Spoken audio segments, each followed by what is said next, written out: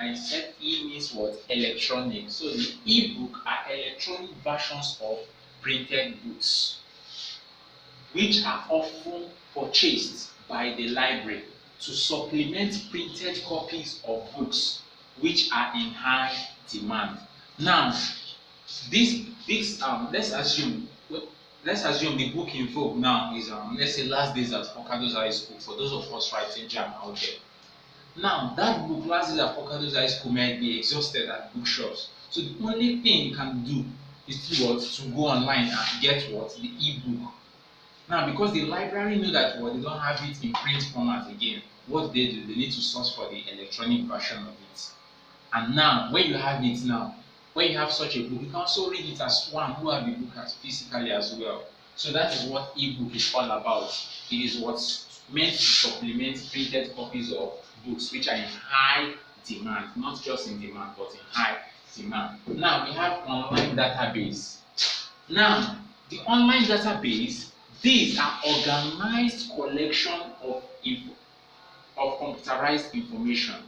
Organized collection of computerized information or data. And what are some of those organized information?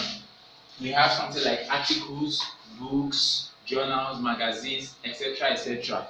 Now that are in general or subject based in form of abstract or full text and can be accessed online over the internet. Now these informations, that means the articles and the book, might be what in a general sense or what based on what subjects. It could be in form of an abstract which is an introduction, or it could be what in the full text giving you the whole details. And these informations can be accessed over the internet.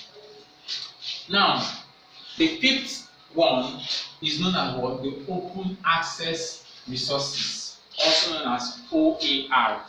Now this simply connotes free access to any collection of materials which otherwise could have been assigned restrictions, but for the need to bridge the digital divide. Now these open access resources, there are some materials or there are some information you need online. They will tell you to pay for it. Now those ones are closed access. But now, with open access resources, what does it do? The library pay for such information.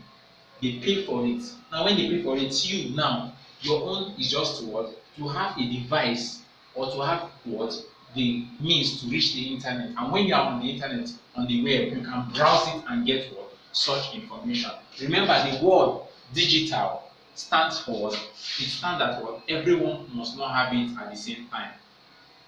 We must have the haves and the have-nots.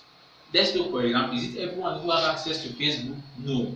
Some of them would have access to Facebook, but why? They don't have a phone to access the internet. Most of them have the phone, but they don't have the data to access the internet. You see why they call it digital, right? So now, open access resources is now there. For those who cannot access it, now they can easily access it. And we have two types of open access, which are the open access journals, the directory of open access journals, also known as DOAJ. Now, when they say open access journals, what is being open to us out there? The journals, right? Now, and the second one is Directorate of Open Access Books. Now, what is being open to us? E-books, electronic books. So now, since we've been talking about the types of library materials, and we stated that we have two types of library materials, which are the print and the non-print.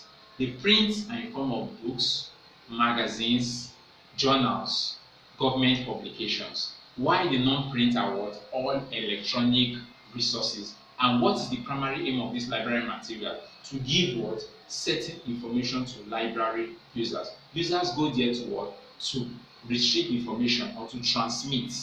And these informations are needed for educational purposes, research, and instructional processes. Thank you very much.